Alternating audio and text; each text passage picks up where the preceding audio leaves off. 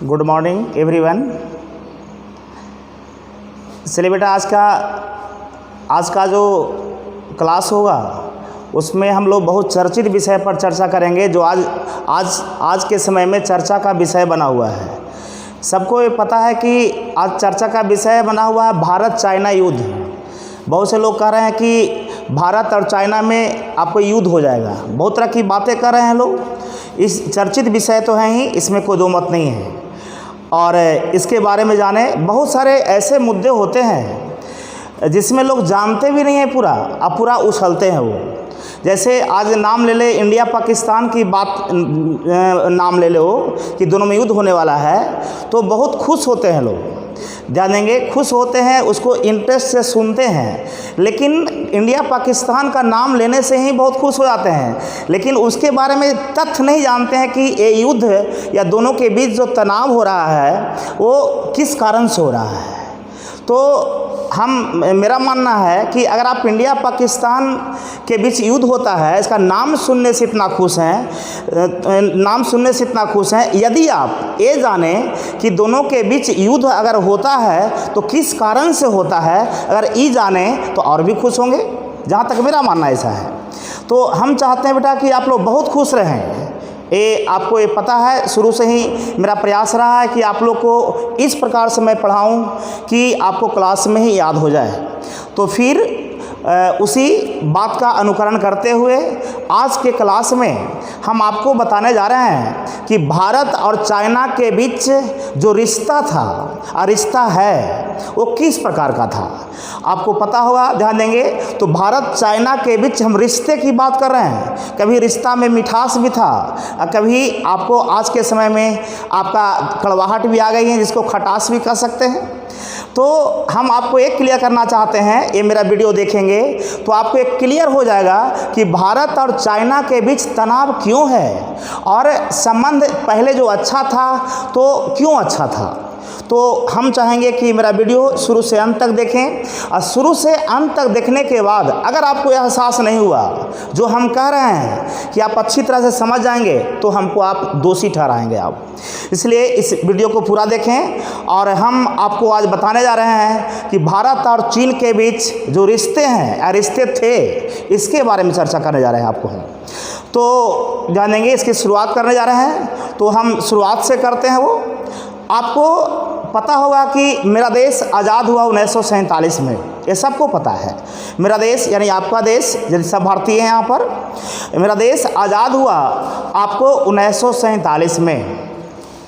और कहा जाता है बेटा, मेरा देश तो आज़ाद हुआ 1947 में, लेकिन आपको चाइना की बात कहा जाता है कि चाइना को एक तरह से आज़ादी ही मिली।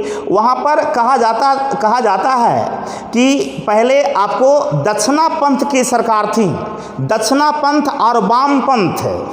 अब यहाँ पर एक बात आ गई कि वामपंथ दक्षिणापंथ में क्या अंतर है। तो बेटा इस पर भी एक हम वीडियो बनाएंगे, लेकिन यहाँ शॉर्ट में बता दें आपको। हम नहीं कहते हैं कि वामपंथी दक्षिणापंथी, नाम सुनते हैं लेकिन को अता पता नहीं चलता है, हमको पता है। तो आपको हम बता दें, वामपंथी का मतलब यहाँ ये समझिएगा कि जो सरकार सत्ता में है उसका विरोधी। अभी यही समझना आपको। या ये भी बता दें कि जो वामपंथी होते हैं, पार्टी के ही लोग होते हैं या जनता होती है, वामपंथी होते हैं जो परिवर्तन चाहते हैं, शोषित वर्ग का भलाई करना चाहते हैं। वामपंथी शोषित वर्ग यानी कमजोर वर्ग, ये समझिएगा, दबे कुचले लोग। तो वामपंथी लोग ये चाहते हैं, ध्यान देंगे। और एक तरह से भी समझिए कि वामपंथी शोषित वर्ग का कल्याण चाहते हैं, आपको शासन में बदलाव चाहते हैं। लेकिन जो वामपंथी कहलाते हैं, वामपंथी लोग ऐसा चाहते हैं। लेकिन दक्षिणापंथी जो होते हैं वो पूंजीवादी होते हैं, वो शासन में बदलाव नहीं चाहते हैं। जो चल रहा पहले से, जैसे पहले राजतंत्र था कि एक राजा का शासन है, तू मरेगा तो उसका बेटा आएगा, बेटा मरेगा तो पोता राजा बनेगा। इस तरह से ध्यान देंगे, एक तरह समझिए कि दक्षिणापंथ का संबंध है, आपको राजतंत्र से भी संबंध है। लेकिन यहाँ कुछ हालात चेंज है, अभी हम आपको यही समझना आपको। तो आपको चाइना की बात करें कि चाइना में आपको दक्षिणापंथ और वामपंथ में, पहले आपको राजतंत्र था मान लिया जाए, वहाँ पर गौर करेंगे तो वहाँ के जो वामपंथी थे आपको राजतंत्र से मुक्ति करवाए। यानी राजतंत्र से, यानी जब चाइना में राजतंत्र थी तो वहाँ के शोषित वर्गों का कल्याण नहीं था, शोषित वर्ग का हित नहीं देखा जाता था, उस पर बहुत अत्याचार किए जाते थे। कहाँ? चाइना में।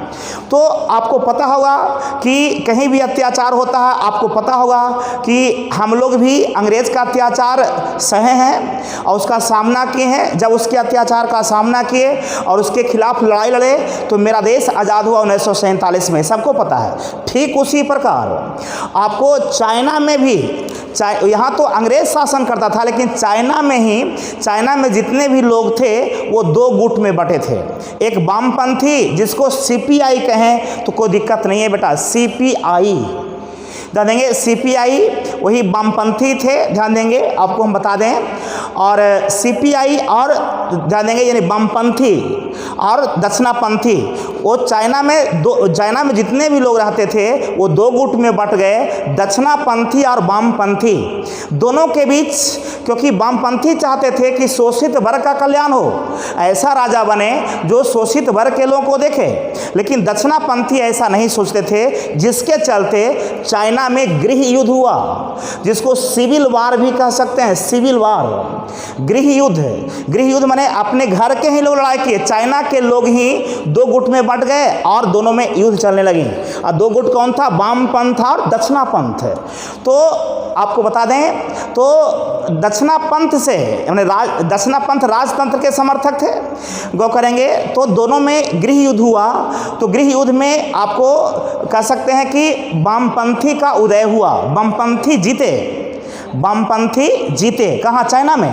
और वामपंथियों की सरकार बन गई 1 अक्टूबर 1949। इसलिए कहा जाता है कि चाइना आज़ाद हुआ 1 अक्टूबर 1949। किससे आज़ाद हुआ? दक्षिणी पंथियों से, जो राजतंत्र के समर्थक थे, जो पूंजीवादी होते थे, उच्च वर्ग के लोग होते थे। बात को समझ आए? तो चाइना भी आज़ाद हुआ दक्षिणापंथियों से, राजतंत्रात्मक शासन से 1 अक्टूबर ध्यान देंगे 1 अक्टूबर 1949 को चाइना आज़ाद हुआ। 1 अक्टूबर 1949 को किससे आज़ाद हुआ आपको हम क्लियर कर दिए। अब भारत आज़ाद हुआ 1947 में, सबको पता है। तो यहाँ क्लियर हो गया बेटा कि चाइना में सीपीआई का शासन हो गया, कम्युनिस्ट का। सीपीआई को कम्युनिस्ट भी कहें तो कोई दिक्कत नहीं है। तो चाइना में कम्युनिस्ट की सरकार कब बनी? 1 अक्टूबर 1949। कम्युनिस्ट जो शोषित वर्ग को देखेगा, इसके नेता थे माओ त्से तुंग। आपको कम्युनिस्ट के नेता थे चाइना में माओ त्से तुंग, याद रखिएगा, नाम सुनोगे आप लोग। तो माओ त्से तुंग की सरकार बनी, यानी कम्युनिस्ट की सरकार बनी चाइना में 1 अक्टूबर 1949, दोनों बन गई। तो ऐसे कहा जाता है, एक चीज़ और आपको हम क्लियर करेंगे कि आपको यहाँ बता दें, जब कम्युनिस्ट की सरकार बनी चाइना में तो कहा जाता है कि यानी जब सरकार कब बनी? गृह युद्ध के बाद। गृह युद्ध किसके बीच? दक्षिणापंथ और वामपंथी यानी कम्युनिस्ट। वामपंथी मीन्स कम्युनिस्ट। तो उस समय जब चाइना आज़ाद हुआ तो आपको देखेंगे मैप में कि आपको चाइना के बगल में ताइवान है, हम दिखाएंगे आपको। चाइना के बगल में आपको यहाँ चाइना है बेटा, तो बगल में एक ताइवान है। जब ये आज़ाद हुआ तो ये चाइना आपको पीपुल्स रिपब्लिक ऑफ चाइना कहलाया। एक कहलाया, ये जो चाइना का मेन क्षेत्र था, एक कहलाया पीपुल्स, ध्यान देंगे आपको, ध्यान देंगे, एक कहलाया आपका ये आपका ध्यान देंगे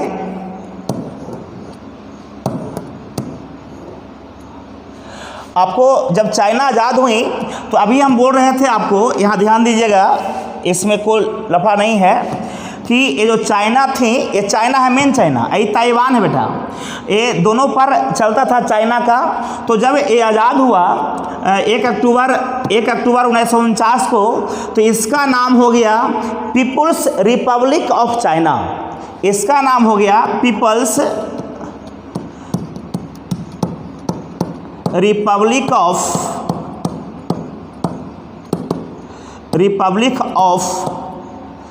ऑफ चाइना।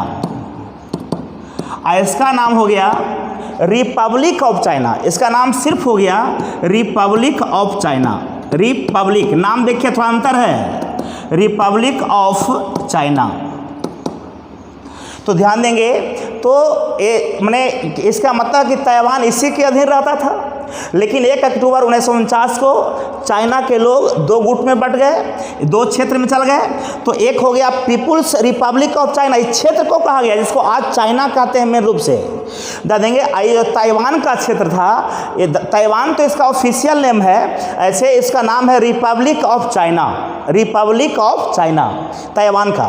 और आपको हम बता दें तो हालांकि आज भी बहुत सारे देश आपको ताइवान को स्वतंत्र राष्ट्र नहीं मानते हैं, ताइवान को स्वतंत्र राष्ट्र नहीं मानते हैं, लेकिन उस समय जब आपको चाइना स्वतंत्र हुआ दक्षिणापंथियों से 1 अक्टूबर 1949 को, तो चाइना में, चाइना का दूसरा नाम People's Republic of China, China में आपको कम्युनिस्ट की सरकार बनी। किसकी सरकार बनी?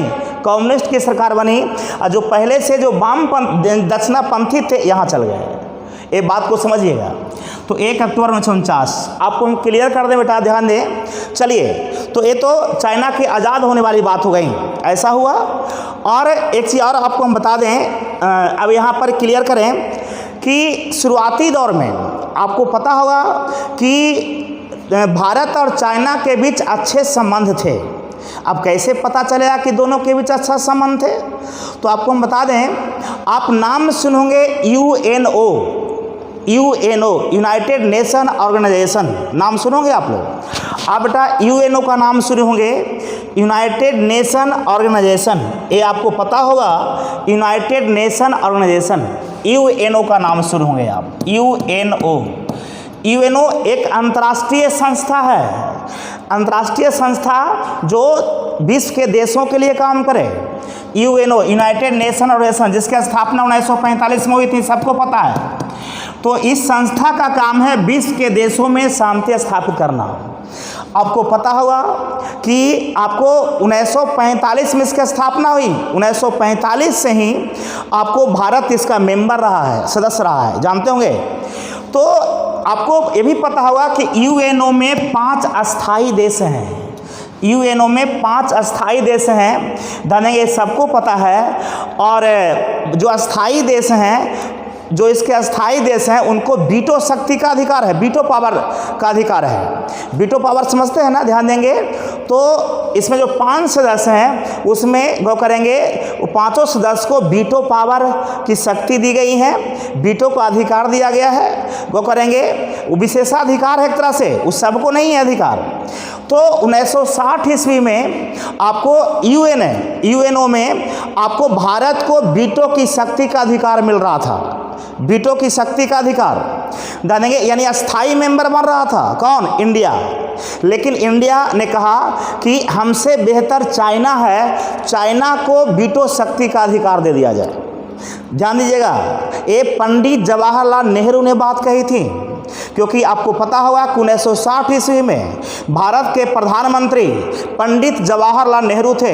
जब पंडित जवाहरलाल नेहरू से यूएनओ के मेंबर ने आपको बात की और कहा कि हम चाहते हैं, क्योंकि उस समय एशिया के कोई एक देश को, एशिया में तो आपको 47 कंट्रीज हैं, जिसे एशिया तो महादेश नहीं बेटा आपका, इसमें कई देश हैं। तो एशिया के कोई एक देश को, एशिया में तो 47 देश है, जिसमें आपका भारत भी है, पाकिस्तान भी है, नेपाल भी है, भूटान भी है, बांग्लादेश भी है, इंडोनेशिया भी है, मलेशिया भी है, सिंगापुर भी है, इस तरह से सब है। तो यूएनओ में 1960 ईस्वी में आपको एशिया के एक देश को वीटो शक्ति का पावर देने की घोषणा की, और वो भी भारत को कहा। तो भारत इस शक्ति को पाने से इनकार कर दिया और ये कहा कि चाइना को ये शक्ति प्रदान कर दीजिए, भारत ने कहा था, जान जाइए। तब सोचिए, यानी चीन के हित की बात कर रहा है। इसका मतलब है कि उस समय दोनों देश के संबंध में आपको मिठास थी, अच्छे रिश्ते थे, अच्छे संबंध थे। अगर अच्छा रिश्ता नहीं होता तो भारत यूएनओ में आपको चीन के वीटो पावर की जो शक्ति जो देने की बात थी उसके बारे में नहीं कहता। तो भारत के कहने पर ही, ये भी क्लियर कर दें, भारत के कहने पर ही यानी पंडित जवाहर नेहरू के कहने पर ही चाइना को यूएनओ में वीटो की शक्ति यानी वीटो पावर दिया गया 1960 में। तो सोचिए, मैंने भारत चाइना के बारे में क्या सोचा, यानी इसका मतलब अच्छा रिश्ता था। तो आपको ये बता दें, आपको हम इसमें कोई दो मत नहीं है। चलिए, बहुत खूब। तो दोनों यानी शुरू में दोनों देश में संबंध अच्छे थे, क्लियर है। अब देखिए बेटा, आपको हम बता दें, शुरू में दोनों देश में संबंध अच्छे थे, आपको क्लियर कर दें। आपको शुरू में दोनों देश में संबंध अच्छे थे। कौन दोनों देश में? भारत और चाइना में। अब देखिए आगे चले हम लोग। आपको पता होगा, एक चीज़ हम क्लियर करें बेटा, आपको हम ये ध्यान दीजिएगा आप लोग को ये पता होगा कि अगर हम बात करें, आप तिब्बत का नाम सुने होंगे, ये सबको पता है। आप तिब्बत का नाम सुने हैं आप लोग? हाँ, सुने होंगे, हमको पूरा विश्वास है कि आप लोग सुने होंगे। आप तिब्बत का नाम सुने होंगे, ठीक है। तो अब देखेंगे, ये सबको पता है, ये जानते भी होंगे आप। आपको हम दिखाते हैं, तो ध्यान दीजिएगा।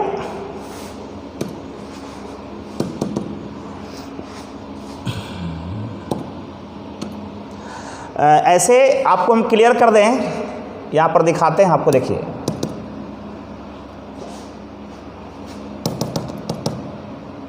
देखिएगा यहाँ पर, ये सबको पता है। मैप को देखिए, ये सबको पता है। ये जो वाइट दिख रहा है बेटा, ये वाला, ये आपको चाइना है। ये चाइना है, यहाँ स्टार में दिख रहा हुआ है बीजिंग, ये चाइना की राजधानी है।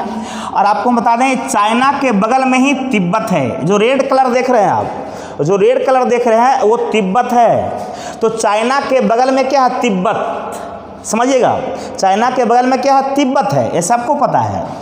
तो अब आपको हम बता दें कि और इधर क्या है? इधर इंडिया का पार्ट है, ये नेपाल है, इधर इंडिया है। ये जान जाइए, मैप में देखिएगा पूरा मैप, तो आपको पता चलेगा बेटा आपको कि ये चाइना है। दुनिया का यानी वर्ल्ड मैप देखेंगे तो ये चाइना है बेटा। चाइना के बगल में कौन है? तिब्बत। अब तिब्बत किधर? इंडिया है आपका।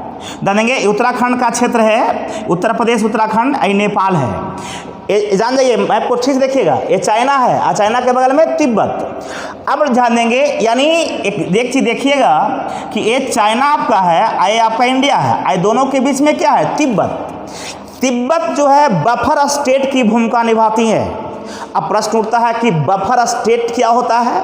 बुखार चढ़ गया होगा, ध्यान देंगे तो आपको हम क्लियर कर दें। ध्यान दीजिएगा, ये इधर बेटा इंडिया है, देखो इंडिया लिखा हुआ है, ये इंडिया है और ये आपका चाइना है, और दोनों के बीच में कौन है? तिब्बत है।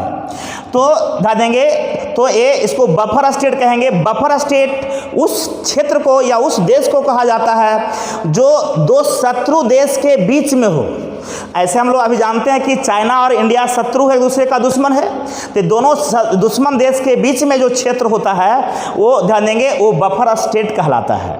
बफर स्टेट, दो शत्रु देश के बीच में जो क्षेत्र होता है या जो देश होता है, वो बफर स्टेट कहलाता है। तो अगर कोई पूछे बेटा आपको कि चाइना और इंडिया के बीच में बफर स्टेट कौन है, तो आपका जवाब होगा कि ये तिब्बत है। कौन है? तिब्बत। उस समय तिब्बत, ध्यान देंगे आपको, तिब्बत ध्यान देंगे सेमी ऑटोनोमस कंट्री थी। तिब्बत जो थी सेमी ऑटोनोमस कंट्री थी। इसका मतलब है कि यहाँ पर आपको सरकार आपको बनती थी, यानी पूरा स्वतंत्र नहीं था। आपको सेमी ऑटोनोमस कंट्री थी, यहाँ पर कहीं सरकार बनती थी, कहीं सरकार न भी बनती थी। ऐसा आपको बता दें कि ये तिब्बत जो था दो भाग में बटा हुआ था। आपको हम क्लियर कर दें, जो तिब्बत था बेटा आपका दो भाग में बटा हुआ था। आपको हम दिखाते हैं, ये इसमें कोई लफड़ा नहीं है। आपको ये ध्यान देंगे,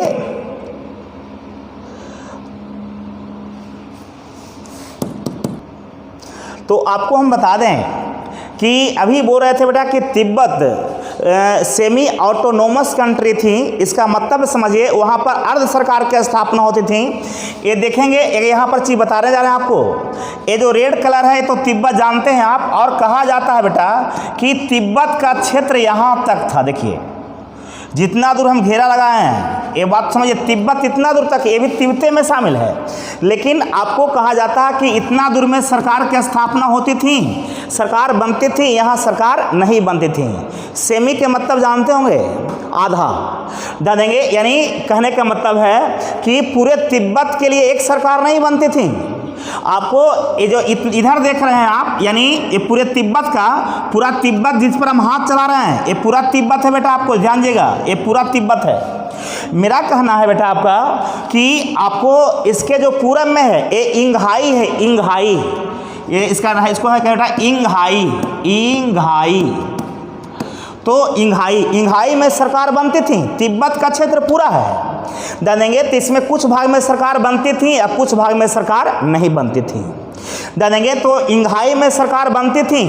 आपको बता दें, यहाँ के जो लीडर होते थे, जो पॉलिटिकल लीडर, आप नाम सुने होंगे, दलाई लामा, नाम सुने आप लोग, यहाँ के पॉलिटिकल लीडर थे, आपको दलाई लामा नाम सुने आप लोग, जानेंगे। दलाई लामा गौर करेंगे तो यही दलाई लामा यहाँ के आध्यात्मिक तथा राजनीतिक नेता थे, आध्यात्मिक धर्म के सेंस में, धार्मिक व्यक्ति भी थे, ये सबको पता है, बौद्ध धर्म से संबंध रखते थे।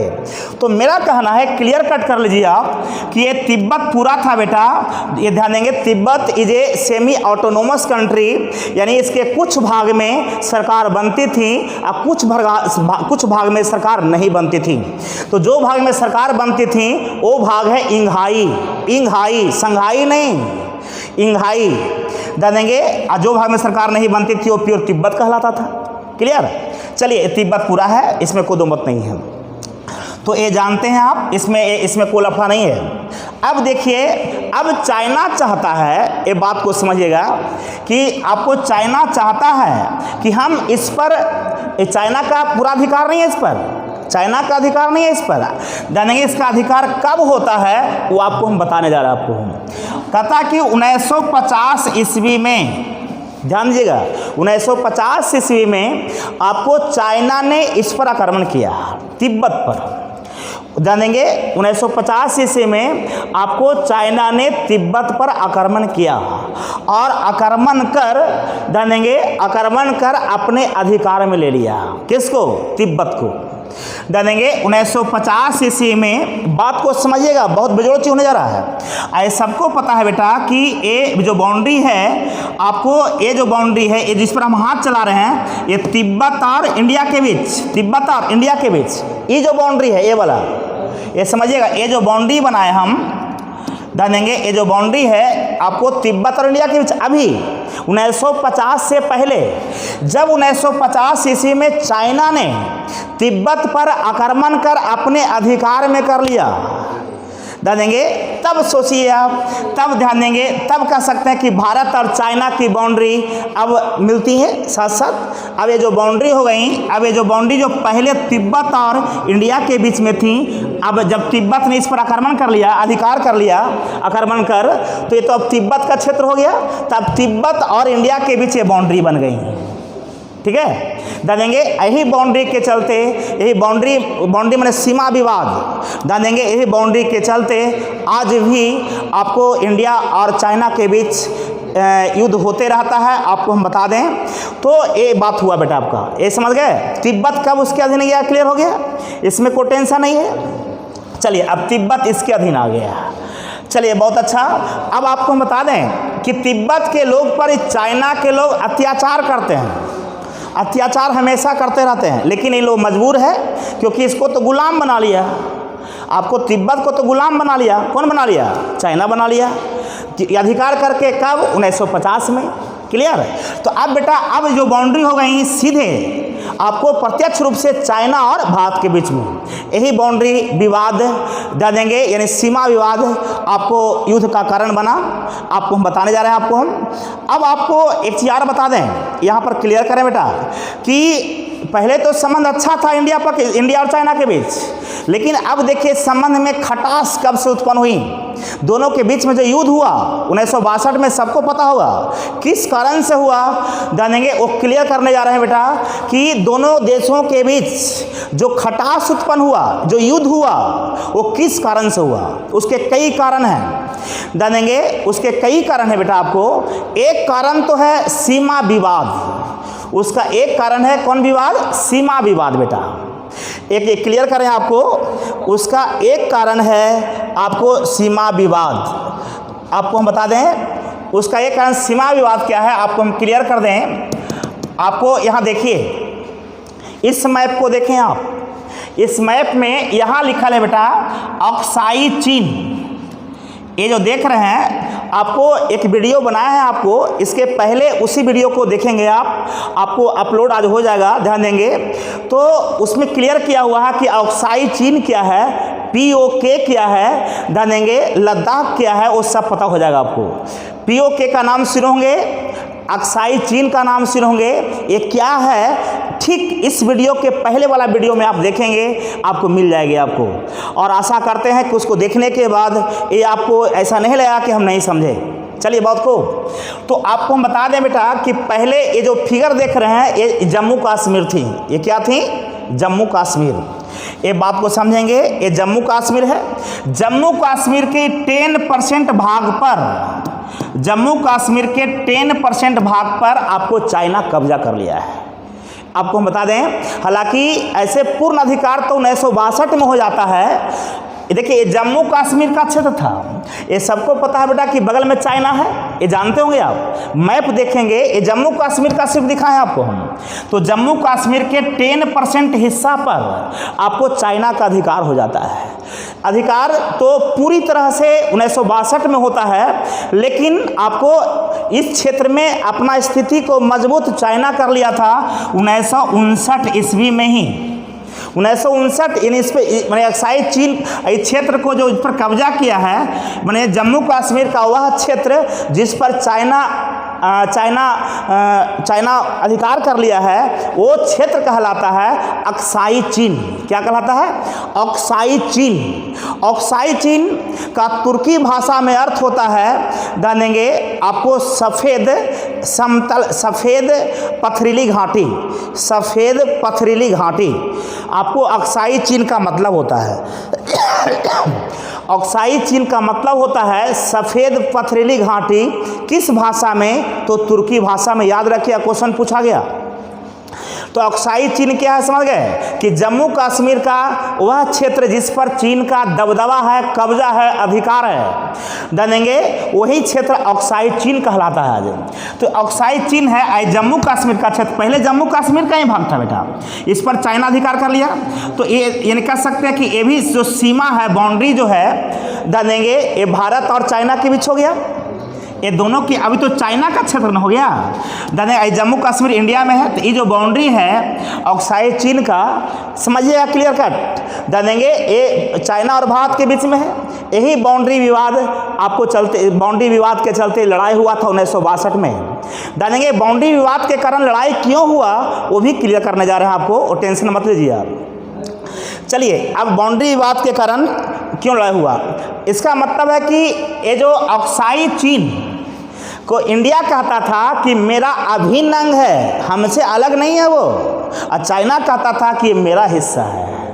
जानेंगे तो एक तो निश्चित है, इस क्षेत्र के लिए इंडिया कह रहा कि मेरा हिस्सा है, वास्तव में तो इंडिया का ही था। जानेंगे वास्तव में तो ये जम्मू कश्मीर का क्षेत्र था जिस पर अधिकार कर लिया कौन? चाइना, यानी छीन लिया। तो आपसे अगर कोई चीज़ छीन ले तो कितना तकलीफ लगेगा आपको, जानेंगे सोचिए। तो गौर करेंगे तो इंडिया को तकलीफ तो है ही इसके चलते। तो ये चाइना कहता है, इस पर चाइना के पास आपको ज़्यादा सेना थी, उसकी सहायता से इस पर अधिकार कर लिया। चाइना कहता है कि मेरा क्षेत्र है, और इंडिया कहता है मेरा क्षेत्र है। जानेंगे इसके चलते भी लड़ाई है, लड़ाई का कारण बन सकता है कि नहीं, ये क्लियर है। तो एक लड़ाई का कारण अक्साई चीन सीमा विवाद है, एक कारण है। जानेंगे दूसरा कारण आपको हम बता दें बेटा, आपको हम क्लियर कर दें, इसमें कोई टेंशन नहीं है। आपको हम दूसरा कारण बताने जा रहे हैं, आपको हम ये समझिएगा, आपको क्लियर कर देंगे। आपको हम दूसरा कारण बताने जा रहे हैं, आपको हम यहाँ समझिएगा। आपको ये दूसरा कारण वो हम बताने जा रहे हैं आपको। यहाँ देखिएगा, एक चीज़ देखिएगा, ये लिखा है अक्साई चीन। ये क्या लिखा हुआ? अक्साई चीन। यहाँ ध्यान देंगे, ये अक्साई चीन है बेटा, आपका जो दिखाया था इसके पहले उसी को है। इधर जम्मू कश्मीर का क्षेत्र है। आपको हम बता दें, ये जो लाइन देख रहे हो बेटा तुम, एकदम क्लियर कट समझना है वो। ध्यान दें, ये जो आप लाइन देख रहे हो, ये ऑक्साई चीन यहाँ से इधर हो गया, ये चाइना का क्षेत्र हो गया जो कि पहले इंडिया का क्षेत्र था, और ये जो हो गया आपका इंडिया का क्षेत्र, जम्मू कश्मीर का क्षेत्र। क्लियर है? ये लद्दाख कहलाता है, लद्दाख, इधर लद्दाख है जो कि आज जम्मू कश्मीर में है, हालांकि अब तो चेंज हो गया। चलिए, तो ये बता दें आपको, तो इधर आपको ये बाउंड्री को आपको LAC कहा जाता है, लाइन ऑफ एक्चुअल कंट्रोल।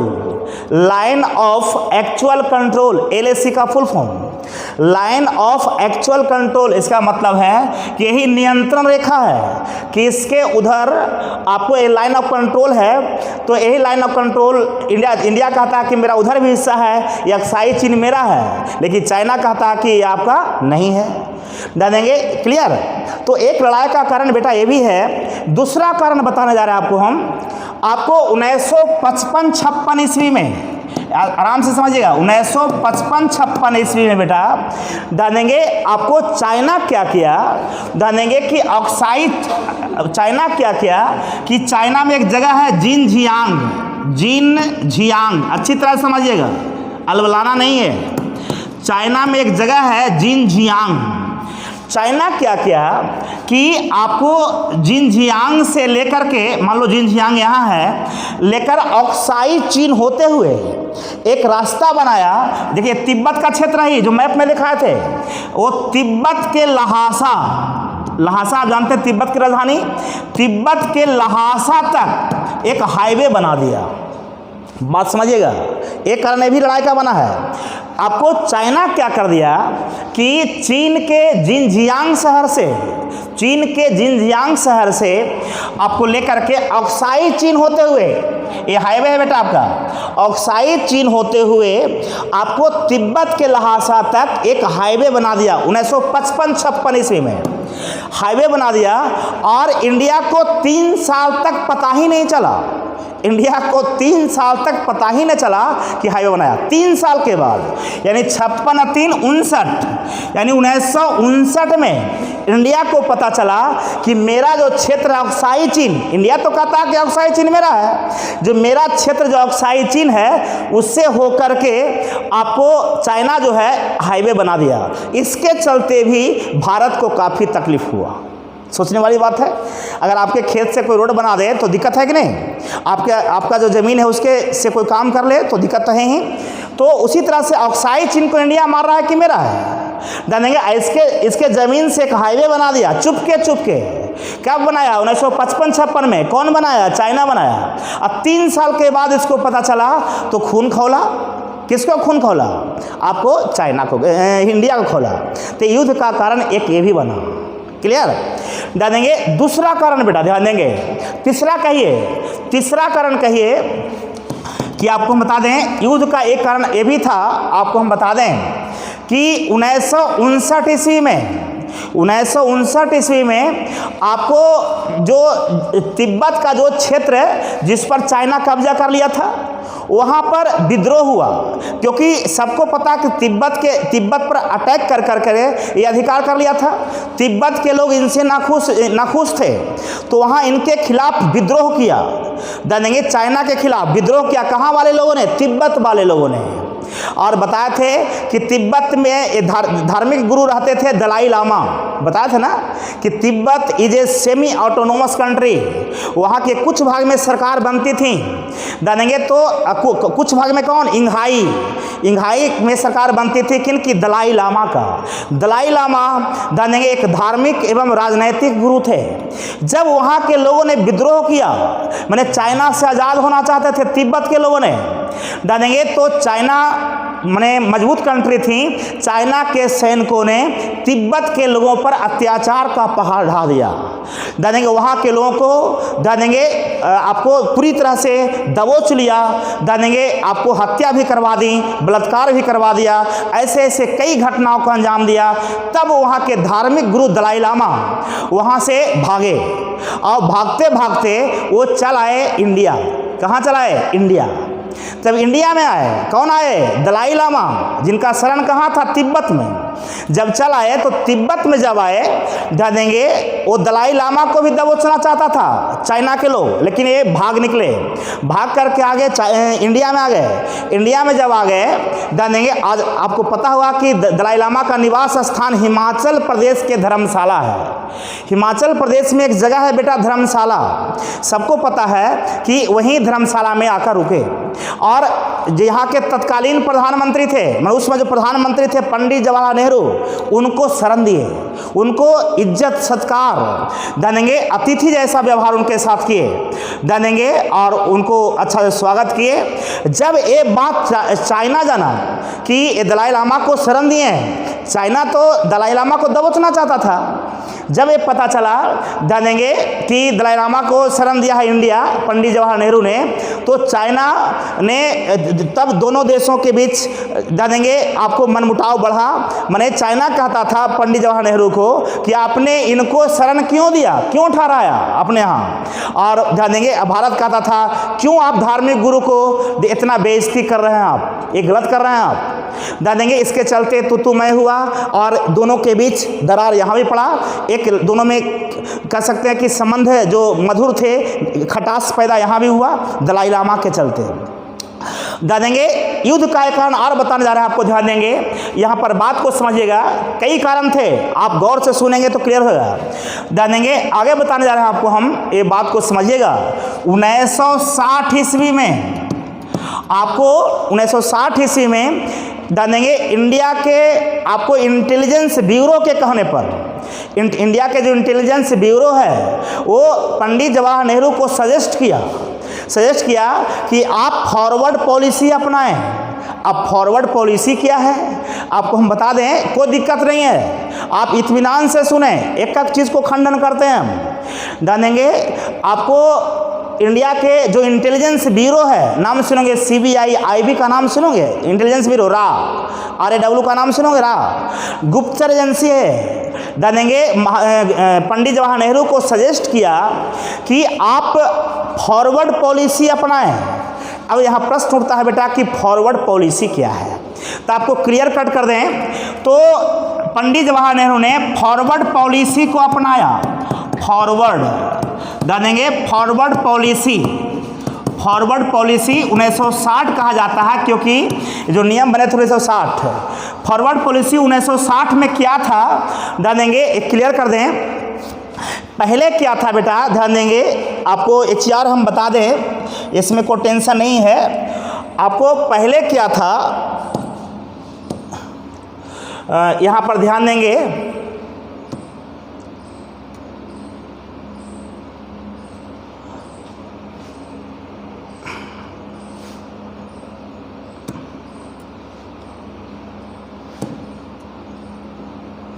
इससे मैकमोहन वाला कौन, मैकमोहन जो लिखा हुआ था,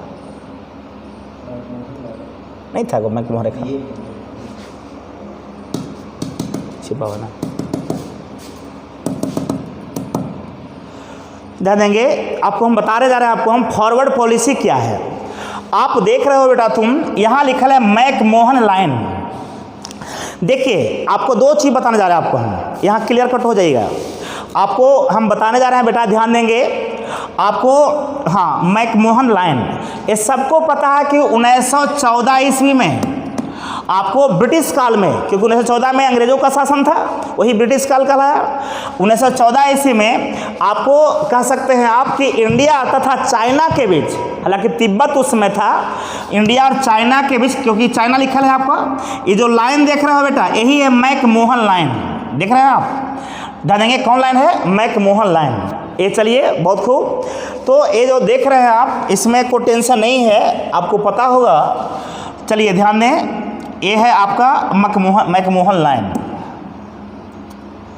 तो ये आपको हम क्लियर कर दें, समझिएगा।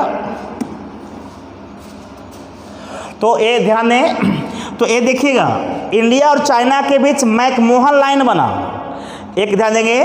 तो ये मैकमोहन लाइन है बेटा आपका, कौन लाइन है आपका, मैकमोहन लाइन। देखेंगे, ये मैकमोहन लाइन है आपका, ये देख रहे हैं आप लोग, बता देंगे इंडिया और चाइना की, अरुणाचल प्रदेश है इंडिया का क्षेत्र, बता देंगे इंडिया का ये अरुणाचल प्रदेश है। आपको हम बता दें बेटा, ये अरुणाचल प्रदेश को आपको नेफा कहा जाता है, जानते होंगे आप लोग, नेफा। अरुणाचल प्रदेश को क्या कहा जाता है? नेफा। क्यों कहा जाता है आपको हम बता दें, कहा जाता है बेटा कि 1956 ईस्वी में, 1956 ईस्वी में जो आज अरुणाचल प्रदेश का ये क्षेत्र देख रहे हैं, ये वाला क्षेत्र, ये पूरा बेटा अरुणाचल प्रदेश है। जो क्षेत्र देख रहे हैं ये असम से काट करके बनाया गया था 1956 में। 1956 ईस्वी में आपको इस क्षेत्र को अलग किया गया, किससे? असम से। और इस क्षेत्र का एडमिनिस्ट्रेशन देंगे, एडमिनिस्ट्रेशन नेफा नामक एजेंसी को सौंप दिया गया। यहाँ का प्रशासन किस एजेंसी को सौंप दिया गया? नेफा को। नेफा का फुल फॉर्म होता है नॉर्थ ईस्टर्न फ्रंटियर एजेंसी। आपको नेफा का फुल फॉर्म होता है बेटा, आपको नॉर्थ देंगे, north eastern frontier agency, north eastern frontier agency जानेंगे। बात को समझिए कि अरुणाचल प्रदेश को नेफा क्यों कहा जाता है। 1956 ईस्वी में आपको असम से अलग कर करके इतना क्षेत्र को बनाया गया जानेंगे, और इस क्षेत्र का शासन, प्रशासन या एडमिनिस्ट्रेशन आपको नेफा नामक एजेंसी को सौंप दिया गया। इसीलिए हम लोग अरुणाचल प्रदेश को नेफा भी कहते हैं। हालांकि चाइना के लोग कहते हैं इस साउथ तिब्बत, इसको साउथ तिब्बत भी कहते हैं, क्योंकि ये तिब्बत था जानेंगे, भले ही चाइना का क्षेत्र है, ये तिब्बत था और तिब्बत के दक्षिण में था, इसलिए इसको साउथ तिब्बत भी कहते हैं। चाइना के लोग साउथ तिब्बत किसको कहते हैं? साउथ तिब्बत। क्यों कहा गया, बात में समझ आया? क्योंकि ये तिब्बत के दक्षिण में है, नीचे दक्षिण होता है, साउथ तिब्बत भी कहा जाता है अरुणाचल प्रदेश को। चलिए, तो एक लाख अगर बताने जा रहे हैं आपको हम, तो नेफा समझ गए, थोड़ा सा लिंक से हट गए थे, ये जरूरी है आपको। मैकमोहन लाइन, सबको पता कि भारत और चाइना के बीच कब बने थी? 1914 में। एक घोषणा कहाँ की गई थी? शिमला में। शिमला में ही ये निर्धारण किया गया था कि भारत और चाइना के बीच जो लाइन होगी, नियंत्रक रेखा होगी, वो कौन होगी? मैकमोहन रेखा। लिखा है बेटा मैकमोहन। अगर आप देखेंगे तो आपको ये पता चलेगा, ये आपको मैकमोहन लाइन लिखा हुआ है, अगर आप सही से देखते हैं तो पता चलेगा। मैकमोहन लाइन देखिएगा। तो अब देखिए, मैकमोहन लाइन जो बनाई गई थी, एक एक्चुअल लाइन नहीं थी, वास्तविक रेखा नहीं थी। ये मान लिया गया था कि जो हिमालय पहाड़ है, उसकी जो चोटी है, इंडिया में जो पड़ता है ऊंची चोटी, उसी चोटी के आसपास से ऐसा लाइन खींच दिया गया। तो लाइन जब खींचा गया तो आपको पता चलता होगा, जब लाइन खींचा गया तो कहीं देख रहे हैं कि इधर है, कहीं ऊपर बढ़ गया, ऐसे ऐसे बढ़ गया। एक सीधा लाइन तो है नहीं कि सीधा लाइन से उधर चाइना है, इधर इंडिया है। देख रहे लाइन टेढ़ा मेढ़ा है, और ये पहाड़ की मैंने एक्चुअल लाइन खींची नहीं गई, लेकिन एक मान लिया गया कि ये आपको हिमालय की जो चोटी है, ऊंची चोटी इंडिया में, उसको ऊपर ऊपर ही जाएगी। तो इसमें क्या हुआ कि चाइना कहीं इसके अंदर चलावे और इंडिया कहीं ऊपर चल जाए जानेंगे। इसके चलते भी आपको यहाँ पर सीमा विवाद होते रहता था, बाउंड्री पर झगड़ा होते रहती थी। और हम आपको बता दें कि पहले यहाँ पर जो बाउंड्री पर आज ना बेटा की जो सीमा है, बाउंड्री है, वहाँ पर दोनों देश के सैनिक आज पोस्ट बना करके गश्ती करते रहते हैं। गश्ती समझते हैं, पेट्रोलिंग आज करते रहते हैं, लेकिन पहले ऐसा नहीं था। आपको 1962 से पहले ऐसा नहीं था। यहाँ पर 1960 से पहले कहिए, यहाँ पर आपको क्या करते थे कि यहाँ पर पोस्ट बना हुआ नहीं था, पुलिस चौकी बना हुआ नहीं था सीमा पर। पहले पेट्रोलिंग वाले आते थे, करके के फिर लौट जाते थे। ध्यान देंगे, बात समझिएगा। लेकिन ध्यान देंगे, लेकिन यहाँ सीमा विवाद बना रहता था। आपको कभी इंडिया के लोग आगे बढ़ जाते थे, कभी चाइना के लोग आगे बढ़ जाते थे। ध्यान देंगे, तो फिर अगर सैनिक, इसका सैनिक इधर आते हैं, इसका उधर जाते हैं, तो निश्चित है कि दोनों सेना के बीच विवाद होगा ना आपका, बाउंड्री विवाद। जानेंगे, इसको बाउंड्री डिस्प्यूट भी कह सकते हैं, कोई दिक्कत नहीं है। तो एक सीमा विवाद होते रहता था, समझ रहे हैं ना बात को, क्योंकि ये मैकमोहन लाइन एक्चुअल लाइन नहीं थी। ध्यान देंगे नहीं थी, जिसके कारण यहाँ के लोग इधर भी घुस जाते थे और यहाँ के लोग इधर भी घुस जाते थे चाइना के क्षेत्र में, मैंने इंडिया वाले चाइना का क्षेत्र में या चाइना वाले इंडिया के क्षेत्र में। इसके चलते भी विवाद होते रहता था, इसके ये भी एक लड़ाई का कारण बना। और एक तो यहाँ पर ये मैकमोहन रेखा जो है बेटा अरुणाचल प्रदेश के पास है, देख रहे हैं ना, ये अरुणाचल प्रदेश है। और जो देखिए एक बाउंड्री यहाँ है, एक बाउंड्री आपको दिखा चुके हैं ऑक्साई चीन वाला के पास, ऑक्साई चीन नहीं दिखाए थे, एक बाउंड्री बेटा हम वहाँ दिखाए थे, आपको याद होगा कि ये ऑक्साई चीन की बात कर रहे थे आपको हम, ये ध्यान दीजिएगा, एक बाउंड्री हम यहाँ भी दिखाए थे आपको हम, एक ध्यान देंगे आपको याद होगा, एक बाउंड्री यहाँ भी दिखाए थे, देखिए ऑक्साई चीन वाला, ये आपको पता होगा, इसमें कोई टेंशन नहीं है। एक बाउंड्री आपको हम यहाँ भी दिखाए थे, देखिए एक बाउंड्री बताया था ना कि ये बाउंड्री है, एक बाउंड्री हम दिखाए थे कि ये वाला बाउंड्री है, नहीं बताया था ना कि इधर ऑक्साई चीन, तो यहाँ भी बाउंड्री के चलते झगड़ा, एक विवाद सीमा बेटा दा देंगे। इंडिया कहता था कि मेरा क्षेत्र है और चाइना कहता कि मेरा क्षेत्र है, तो यहाँ भी एक बाउंड्री विवाद है, सीमा विवाद।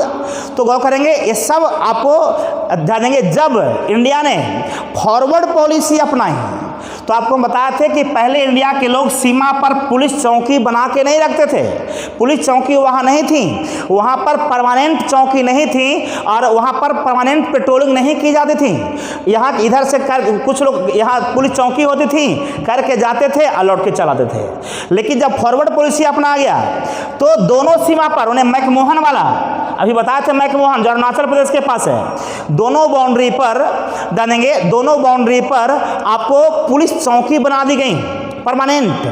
पहले यहाँ पर परमानेंट पुलिस चौकी नहीं हुआ करती थी, लेकिन फॉरवर्ड पॉलिसी जब अपनाई गई तो फॉरवर्ड पॉलिसी ये कहता है, ध्यान देंगे, कि आपको सीमा पर परमानेंट पेट्रोलिंग हो, यानी गश्ती हो, मैंने हमेशा पुलिस पेट्रोलिंग करते रहेंगे, ध्यान देंगे। तो वहाँ पर परमानेंट पुलिस चौकी बना देंगी। पुलिस चौकी कुछ बढ़ चढ़ के ही बनाया गया, वहाँ भी मैकमोहन रेखा के पास भी कुछ बढ़ चढ़ करके भी, जब बढ़ चढ़ के बनाया गया तो ध्यान देंगे तो ये निश्चित है कि यहाँ पर एक क्लियर है कि फॉरवर्ड पॉलिसी चीन को चूहेगा। देखेंगे जो रेगुलर पेट्रोलिंग नहीं करते थे, यहाँ रेगुलर पेट्रोलिंग करने लगा इंडिया के लोग, तो निश्चित है कि चीन को चूहेगा।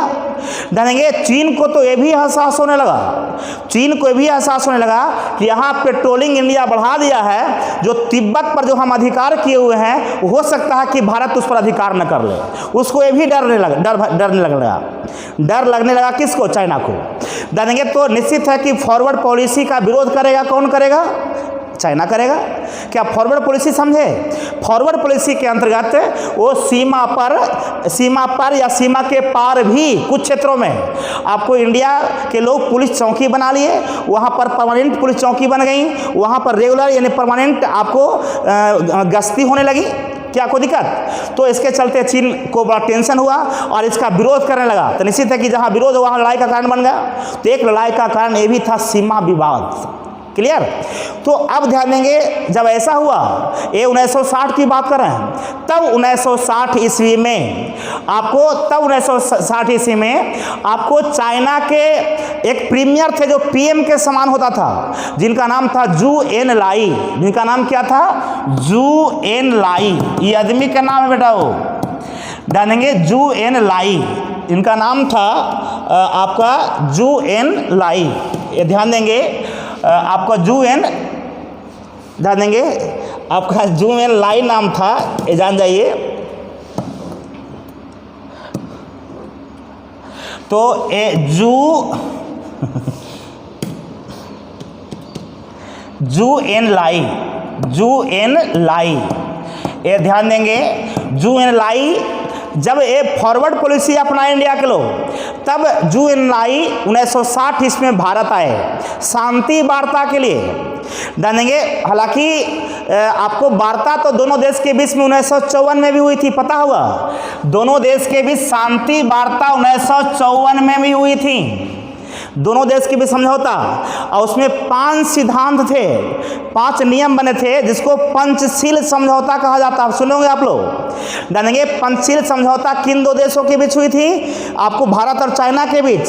जब दोनों देशों के बीच संबंध अच्छे थे, जब दोनों देशों के बीच संबंध अच्छे थे तो दोनों देशों के बीच 1954 में भी समझौता हुआ है, जिसको कहा जाता है पंचशील समझौता, क्योंकि उसमें 5 नियम बने थे, इसलिए पंचशील कहा गया।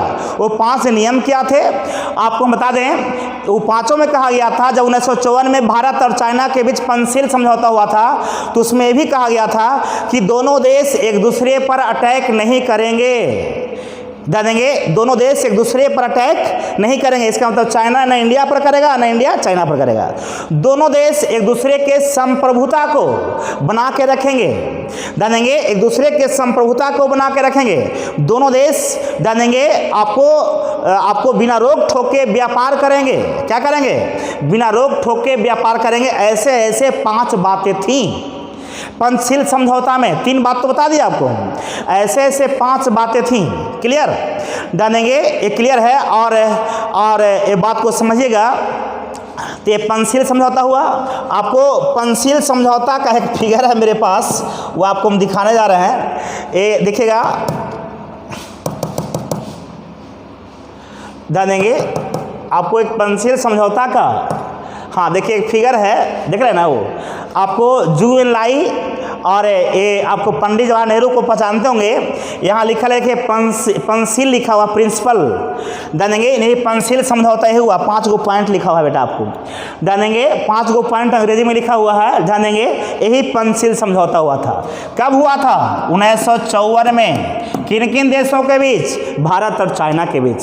ये कब हुआ था? जब दोनों देशों में संबंध अच्छे थे। चलिए, तो आपको हम क्लियर करें, ये समझ गए आप, इसमें कोई टेंशन नहीं है। आपको बेटा हम बता दें, जब दोनों देश में संबंध अच्छे थे तो पंचशील समझौता हुआ था। अब यहाँ पर कई कारण से टेंशन हो गया। एक तो सीमा विवाद, दूसरा दलाई लामा को भी शरण दिए थे, वहाँ से भगाया था। आई शरण दिए पंडित जवाहरलाल नेहरू, वो भी बना। नेशनल हाईवे बना दिया, और जो अक्साई चीन से, इस सब लड़ाई का कारण हो गया। तब ध्यान देंगे, चौथा फॉरवर्ड पॉलिसी अपना दिए, जिसके कारण चीन को बहुत तकलीफ हुआ, बहुत आहत हुआ, सह नहीं पाया। और ध्यान देंगे 20 अक्टूबर 1962 ईस्वी को, 20 अक्टूबर है, समझिएगा आप लोग, 20 अक्टूबर 1962 ईस्वी को चाइना ने भारत पर आक्रमण कर डाला। जानेंगे 20 अक्टूबर 1962 ईस्वी को चाइना ने भारत पर क्या कर डाला? आक्रमण कर डाला। ध्यान देंगे, जानेंगे चाइना ने भारत पर क्या कर दिया? आक्रमण कर दिया। ये सबको पता है कि चाइना ने भारत पर पहला आक्रमण कब किया? 20 अक्टूबर 1962। जब आक्रमण किया तो सीमा पर आपको कई जो पुलिस गश्ती कर रहे थे, जानेंगे उन पर अत्याचार किया गया, उनको मार दिया गया। जब मार दिया गया तो इधर के भी सैनिक और जा करके उसके सैनिक को मार दिए। तनाव बढ़ते गया। ये कहा जाता है बेटा कि ये जब शुरू हुआ उसके 4 दिन तक, उसके 4 दिन के बाद, कहिए उसके 4 दिन के बाद, आपको हम क्लियर कर दें, आपको हम बता दें, उसके 4 दिन के बाद आपको चाइना की सेना मजबूत थी बेटा। अब बता दें, चाइना का प्री प्लान था कि हम भारत पर आक्रमण करेंगे। तो ऐसे भी चाइना की सेना ये मजबूत थी। तो आपको हम बता दें, जब आपको 1962 इसमें आक्रमण किया तो कहा जाता है कि आपको बॉर्डर पर दोनों के सैनिक मराए। और उसके बाद कहा जाता है एक तवांग, हाँ, एक तवांग क्षेत्र हम दिखाए थे, फिगर है डाला हुआ इसमें, हाँ ध्यान देंगे। एक देखिएगा, एक ध्यान देंगे, जब 20 अक्टूबर 1962 को चाइना ने आक्रमण किया, उसके 4 दिन के बाद यहाँ देखिए एक तवांग जगह है। ध्यान देंगे, यहाँ पर एक बौद्ध मठ भी है, तवांग लिखा हुआ, अरुणाचल प्रदेश में तवांग। तो ये देखिए तवांग नामक जगह पर, आपको हम बता दें, तवांग नामक जगह पर बेटा, ये यहाँ भूटान है, देखिए ये क्या है? आपको भूटान, इधर कौन है? चाइना, इसको तिब्बत भी कह सकते हैं यहाँ पर। ये है आपका इंडिया। ये तीनों की सीमा मिलती है यहाँ पर। आपको अरुणाचल प्रदेश के तवांग नामक जगह पर तीनों देश की सीमा मिलती हैं। ये पता चल कौन कौन देश का, इधर चाइना का, चाइना नहीं कहते तिब्बत भी कह सकते हैं, तिब्बत का, भूटान का और इंडिया का, तीनों देश की सीमा मिलती है यहाँ पर। जो जब अटैक किया 20 अक्टूबर 1962 को, जब सबसे पहले अटैक किया 20 अक्टूबर 1962 को, ये बात को समझेंगे तो आपको हम बता दें, तो उसके 4 दिन के बाद तवांग के रास्ते पाकिस्तानी सेना आपको इंडिया में घुस गई। इंडिया में घुस करके ये बोमडिल्ला दर्रा, आप नाम सुनोगे, आपका अरुणाचल प्रदेश में एक दर्रा है, अगर चाहेंगे तो हम दर्रा को भी दिखा देंगे, और आपको हम दर्रा दिखा रहे हैं आपको हम। तो 4 दिन के बाद इंडिया में घुस गया, यही बोमडिल्ला दर्रा है बेटा आपका। दर्रा समझते होंगे, जिसको अंग्रेजी में पास कहते हैं। एक पहाड़ के बीच में जो रास्ता होता है, एक पहाड़ के बीच में जो रास्ता होता है वो दर्रा कहलाता है। तो बोमडिल्ला दर्रा अरुणाचल प्रदेश में है। तो जब वो 4 दिन के बाद क्या कर लिया कि वो तवांग, 4 दिन के बाद ध्यान देंगे, हम कह सकते हैं कि 4 दिन के बाद वो, हाँ ध्यान देंगे आपको, 4 दिन के बाद आपको हम बता दें, हाँ 4 दिन के बाद वो बोमडिल्ला दर्रा पर तो आक्रमण अधिकार कर लिया, और तवांग के रास्ते घुस गया, और 60 किलोमीटर अंदर, कितना किलोमीटर, 60 किलोमीटर अंदर आ गया बेटा, वो इंडिया में घुस गया। कौन? आपको चाइना। और ये चलाया, इधर तो पहाड़ी एरिया था, पहाड़ी एरिया से घुस करके ये सब जितना भी आपको लड़ाई हो रहा है 14,000 फुट ऊंचा पर, 14,000 से 17,000 फुट ऊपर ऊंचाई पर हो रहा था लड़ाई, और ये अंदर 60 किलोमीटर आ गया। तो असम के तेजपुर तक, असम में एक जगह है बेटा तेजपुर तक घुस गया अंदर। कौन घुस गया? चाइना के लोग। कब? 1962 में। उसका दबदबा था 1962 में। आपको पता होगा कि 1962 के युद्ध में इंडिया हारा था, क्योंकि ये हार के कई कारण थे, हम बताने जा रहे हैं आपको हम, अब बात को समझिएगा। तो ये तवांग के रास्ते, तवांग क्या है समझ गया, अरुणाचल प्रदेश में है कि रास्ते अंदर 60 किलोमीटर तक अंदर आ गया, और असम के तेजपुर जो समतलीय क्षेत्र था, पहाड़ी एरिया से पार करते हुए समतल क्षेत्र में आ गया, घुस गया। तो इंडिया के लोगों को चिंता हुई, जानेंगे इंडिया के लोगों को चिंता हुई, तो बात को समझेंगे। तो अब देखेंगे घुस गया वो, तब अब निश्चित है कि दोनों देश के बीच में वार्ता होती हैं। और आपको हम बता दें कि इस युद्ध में आपको चाइना का दबदबा रहता है, क्योंकि चाइना का प्री प्लान था, जानेंगे प्री प्लान था। सारा सामान जैसे रसद माने बुतात, भोज सामग्री, रसद हो गया, आपको रक्षा सामग्री हो गया, जैसे गोला बारूद, ये सब ये पलही से तिब्बत में ला के रखे हुए था, जानेंगे आपको लाइनिंग कर दिया। जब हमला किया तो भारत के साथ ऐसा कोई प्रिपरेशन नहीं था। अब भारत के पास, उसके पास आधुनिक हथियार थे जो रूस सप्लाई करता था उस समय। रूस जैसे AK-47 का नाम सुनोगे आप लोग, आप उस समय चाइना को रूस सप्लाई करता था, भारत के पास मॉडर्न हथियार नहीं थे। और इस युद्ध में तो भारत ने नेवी सेना और एयरफोर्स सेना का यूज नहीं किया। और ध्यान देंगे इस युद्ध के आपको कई कारण हैं, इतना तक कि यहाँ के सैनिक को इन बर्फीले क्षेत्रों में लड़ने के लिए आपको ऐसा पोशाक नहीं था जो गर्मी प्रदान कर सके, गूगल्स भी नहीं थे, आधुनिक गूगल्स भी नहीं थे इसके पास, यानी भारत के सैनिक के पास उतना हथियार नहीं था। जानेंगे किनके बनिस्पत? चाइना के बनिस्पत। तो हार का कारण एक ये भी बना। जानेंगे दबोच से इतना 60 किलोमीटर अंदर चल गए, घुस गए यहाँ के जानेंगे क्षेत्र में। तब दोनों देश के बीच समझौता होता है, तो कहा जाता है, इंडिया को कहा चाइना कि आप फॉरवर्ड पॉलिसी वापस लीजिए, तो इंडिया ने वापस लिया। जानेंगे और क्या हुआ, किस पर समझौता हुआ कि ये कहा गया कि जो हम 60 किलोमीटर अंदर चल गए हैं हम वापस हो जाते हैं, और फिर आपको वापस चल जाते हैं, और मैकमोहन से इधर मेरा क्षेत्र हुआ, इधर आपका क्षेत्र हुआ। जो 60 किलोमीटर अंदर चल गया था वो छोड़ दिया, फिर पुनः वहीं चल गया। लेकिन ऑक्साई चीन के बारे में कहा, जिस पर अधिकार किए हुए था ऑक्साई चीन, वो कहा कि मेरा होगा। ऑक्साई चीन में जो बाउंड्री लाइन है, इधर ऑक्साई चीन है, इधर मेरा होगा, इधर आपकी सेना नहीं बढ़ेगा, इधर आपका होगा, उस पर बना रहा। तो दोनों देश के बीच समझौता हुआ था। तो लड़ाई का कारण समझ गए आप लोग। तो एक लड़ाई इसके चलते हुआ, और लड़ाई में हार हुई किसकी? इंडिया की हार हुई। एक कारण तो बता दिया हार का कारण। दूसरा कारण जानेंगे, कहा जाता है कि 1962 में चाइना और इंडिया के बीच जो युद्ध हुआ वो सैनिकों की हार नहीं थी, आपको राजनीतिक नेतृत्व की हार थी। इसका मतलब समझिए 1962 का जो युद्ध हुआ या 1962 के युद्ध में जो भारत की हार हुई वो सैनिक हार नहीं थी, सैन्य हार नहीं थी, वो आपको राजनीतिक नेतृत्व की हार थी। नेताओं के चलते हारा। आप कहो कैसे? आपको 1962 में नेताओं के चलते भारत कैसे हारा, ये बात को समझिएगा। आपको बेटा उस समय आपको सेना प्रमुख थे आपको के थी मैया, बात को समझिएगा। यहाँ का नेता कितना छिड़ था जिसके कारण इंडिया हारा, वो समझिएगा। उस समय सेना प्रमुख थे के थी मैया, ध्यान देंगे, के थी मैया थे। और उस समय भारत के रक्षा मंत्री थे आपको बी कृष्ण मेनन। उसमें भारत के रक्षा मंत्री थे बी कृष्ण मेनन, नाम सुनोगे। अब प्रधानमंत्री तो जवाहरलाल नेहरू जानते ही हैं आप, और युद्ध में रक्षा मंत्री की क्या भूमिका है सबको पता है। ध्यान देंगे आपको बी कृष्ण मेनन, ध्यान देंगे, प्योर छिट था। के थी मैया एक अच्छे सेना प्रमुख थे। ये इनको पता था कि चाइना से जो खतरा है, उनको पता था कि चाइना से खतरा है। ध्यान देंगे लेकिन इन लोग खासकर जवाहरलाल नेहरू को, ध्यान देंगे, ये अभी तक इतना होने के बावजूद भी 1962 से ठीक पहले तक ये चीनी ध्यान देंगे चीनी या भारत भाई भाई का नारा लगा रहे थे। इनका कहना था जो ये जवाहरलाल नेहरू थे आपको सैनिक को महत्व नहीं देते थे। कितना छिड़ था समझिए।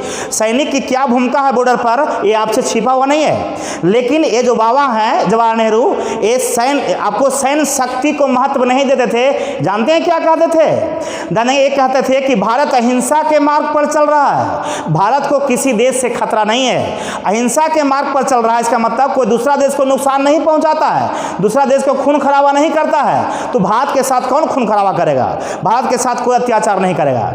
और इतना तक कह डाला कि यहाँ पर आपको सेना का कोई काम नहीं है, ये जवाहरलाल नेहरू कहा करते थे, इसलिए कि अहिंसा के मार्ग पर चल रहे हैं। ध्यान देंगे और कहा जाता है कि बी कृष्ण मेनन जो रक्षा मंत्री थे किसी सेना प्रमुख के बात को सुनते नहीं थे। ये अपना, ध्यान देंगे, ये चाहते थे कि इस पर मेरा दबदबा बना रहे। ये अपना मन के थे। कौन? बी कृष्ण मेनन। ये किसी का सुनते नहीं थे और जवाहरलाल नेहरू इनका बात काटते नहीं थे। बात को समझिए क्या बोलने जा रहा है। बी कृष्ण मेनन किसी का सुनते नहीं थे। सेना प्रमुख के थी मैया कहे थे कि चीन से खतरा है, हमको ये सब सुविधा उपलब्ध कराया जाए। जानेंगे तो इनकी बात बी कृष्ण मेनन ने नहीं सुनी।